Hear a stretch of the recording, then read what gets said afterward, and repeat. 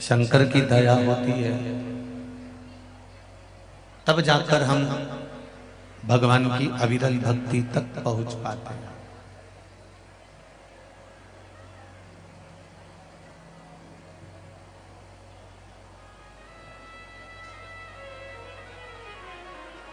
जिंदगी में मानव देह को धारण करना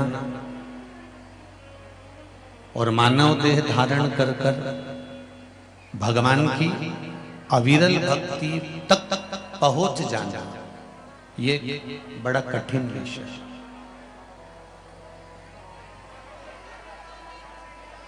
जिसने मृत्यु लोक में जन्म लेने के बाद भी अगर भगवान का भजन नहीं करा, मृत्यु लोक में जन्म लेने के बाद भी अगर कीर्तन स्मरण मंत्र जाप नहीं किया है, तो महाराज ये निश्चित है कि 84 लाख योनि में 20 लाख जो योनियां हैं वो वृक्ष और लताओं की हैं।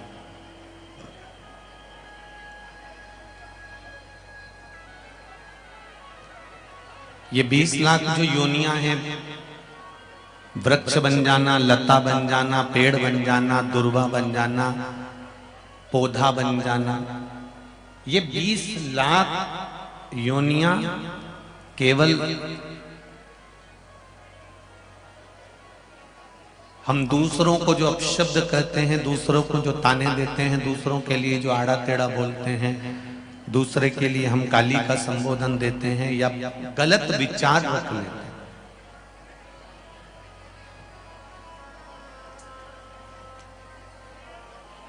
ये वृक्ष, ये डालियां, ये पौधे, ये लताएं, ये जितनी भी ये योनियां हैं, ये सब इसी को प्रमाणित करती हैं कि हमने अगर किसी को अपशब्द कहा है, किसी को ताने दिए हैं, किसी को गालियां दी हैं, किसी को आड़ा टेढ़ा बोला है, तो ये वृक्ष जो फलदार बनते हैं, जिसमें आम लगे होते हैं, जिसमें बेर लगे होते हैं, जिसमें फल लगे होते हैं, जिसमें फूल लगे होते हैं, ये वृक्ष भी भगवान से बार बार निवेदन करते हैं कि अगली बार हमको फलदार मत बनाना, अगली बार हमको पुष्प वाला मत बनाना, क्योंकि फलदार जो वृक्ष होता है उसमें फल तो लगे होते हैं पर उसमें पत्थर बहुत मारे जाते हैं।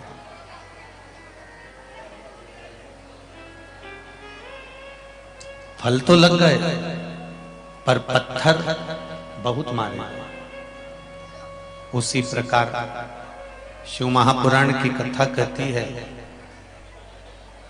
आपने किसी को अपशब्द कहा होगा, आपने किसी को आड़ा टेढ़ा बोला होगा, आपने किसी को आड़ा टेढ़ा शब्द से संबोधित किया होगा, कुछ बोल दिया होगा, तो वृक्षों में भी एक वृक्ष फल वाला आपको बना दिया जाता है, जिससे जिसको आपने गालियां बकी होगी, अपशब्द कहा होगा, ताने दिए होंगे, तो वो आड़ा टेढ़ा जिसको बोला गया होगा वो आप पर पत्थर का प्रहार कर।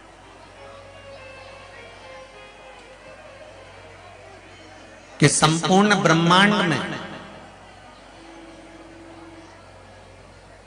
शिव महापुराण की कथा कहती है, संपूर्ण जगत में ये जितने जलचर, थलचर, वायुचर, ये जितने भी जीव नजर आते हैं, इनके नजर आने का एक कारण है कि कर्म के अनुसार कुछ भोग करता है। पहले भी कहा, आज फिर कहते हैं, मत बुरे कर्म कर बंदे, मत बुरे कर्म कर बंदे, वरना पछताएगा, भगवान की आंखों से तू बच नहीं पाएगा, तू बच नहीं पाएगा। अरे ओ अज्ञानी मत कर नादानी, अरे ओ अज्ञानी मत। जब आप आगे बढ़ेंगे तब कुछ ना कुछ अच्छा जिंदगी में अवश्य प्राप्त हो, ये निश्चित है। एक बात का स्मरण होगा आप लोगों को, आप में से कितने लोग हैं जो भगवान के मंदिर में दिया लगाते हैं? हाथ उठाओ जरा। सभी लोग लगाते हो? रखिए। मंदिर में दिया, मंदिर में दीप क्यों जलाया जाता है?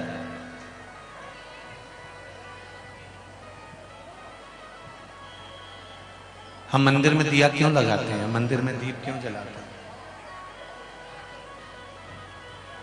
मंदिर में दीप जलाने का कारण क्या है?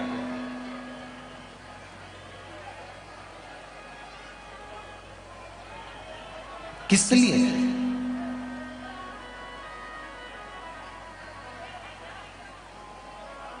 मंदिर में दीप जलाने का कारण क्या हो सकता है? मंदिर में दीप किस लिए जलाया जाता है? हम मंदिर जाकर भगवान को दीप क्यों लगाते हैं?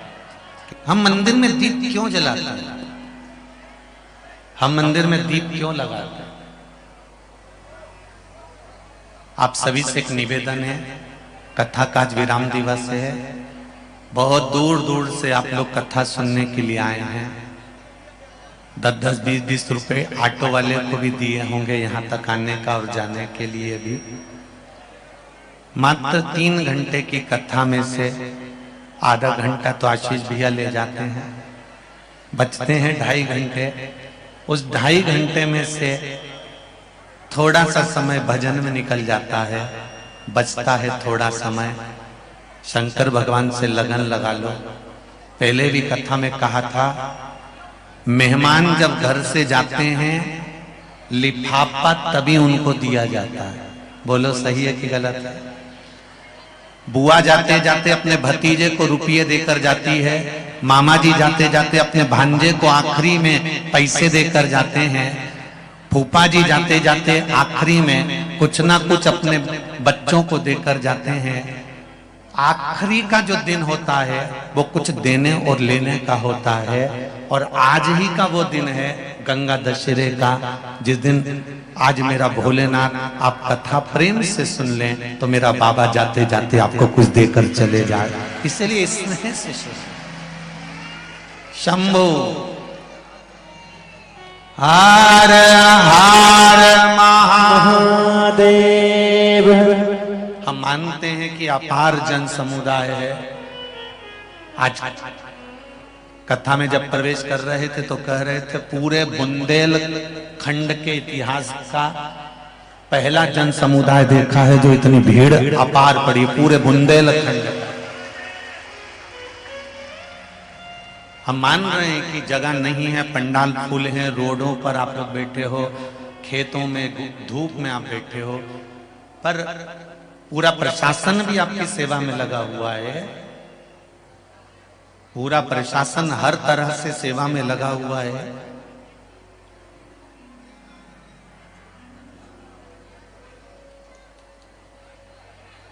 शिव भक्ति में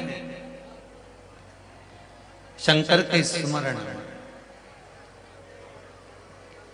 आपका चित्तवृत्ति, आपका मन परमात्मा को दिया जाए। दिया क्यों लगाते हैं? हम मंदिर में दीप क्यों लगाते हैं? दिया लगाने का कारण क्या होता है? दिया लगाने का केवल एक कारण होता है, हम भगवान के मंदिर में प्रकाश करने के लिए दिया नहीं लगाते। हम भगवान के मंदिर में उजाला करने के लिए दिया नहीं लगाते। शिव महापुराण, पद्म पुराण और हमारा शास्त्र वर्णन करता है कि हम जब भगवान के मंदिर में दिया लगाते हैं, दीप प्रज्वलित करते हैं, तो दिया परमात्मा के लिए नहीं लगाते। जब हम दीप प्रज्वलित करते हैं तो जैसे ही मंदिर में प्रकाश होता है वैसे ही हमारी जिंदगी में चारों तरफ प्रकाश होना प्रारंभ हो जाता है।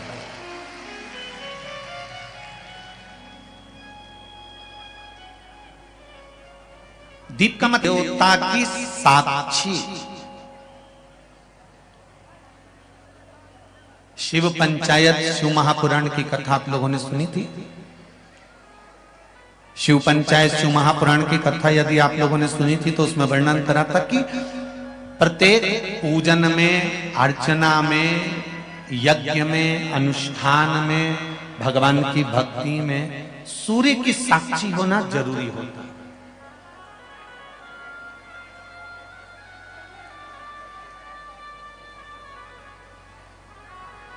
प्रत्येक ब्राह्मण देवता कर्मकांड करने वाले जब ब्राह्मण देव पूजन कराते हैं तो सबसे पहले सूर्य की साक्षी कराकर दीप को प्रज्वलित करते हैं कि ये सूर्य की साक्षी देता है।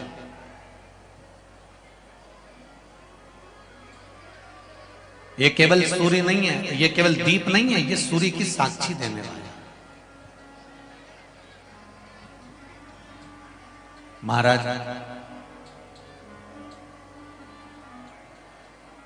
संकल्प करते समय हाथ में जल लिया जाता है, संकल्प करते समय हाथ में अक्षत चावल लिया जाता है, संकल्प करते समय हाथ में खुला पैसा लिया जाता है, संकल्प करते समय एक गोल सुपारी हाथ में ली जाती है, संकल्प करते समय हाथ में पुष्प लिया जाता है। इन सभी चीजों का प्रमाण क्या है?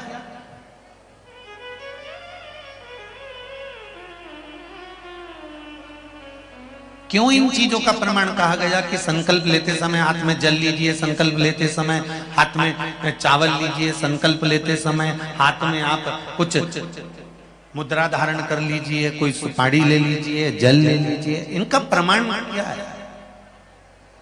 अगर किसी कर्मकांडी ब्राह्मण से पूछेंगे तो वो बताएगा इस जल में, अक्षत में, सुपारी में, मुद्रा में, पुष्प में हमारी एक पीढ़ी संकल्प देने के लिए नहीं आई है। जब ब्राह्मण संकल्प छुड़ाता है, गोत्र बुलवाता है, नाम का स्मरण ब्राह्मण देवता कराते हैं, तब हाथ में जो वस्तु रखी होती है वो वस्तु केवल एक कुल को तारने वाली नहीं होती, वो संकल्प देने वाली वस्तु 7 पीढ़ी को तार देती है, 7 कुल को तार देती है। उसी तरह मंदिर में लगाया गया दिया केवल मंदिर को प्रकाशित नहीं करता, मंदिर में लगाया गया दीप केवल मंदिर को उजाला नहीं करता, मंदिर में लगाया गया दीप सबसे पहले अगर प्रकाश देता है, सबसे पहले उजाला देता है। तो हमने जैसे ही दीप को प्रकट करा और प्रकट करते से वो दिए ने सबसे पहले प्रकाश हमारे हृदय में करा और हमारी जिंदगी में करा।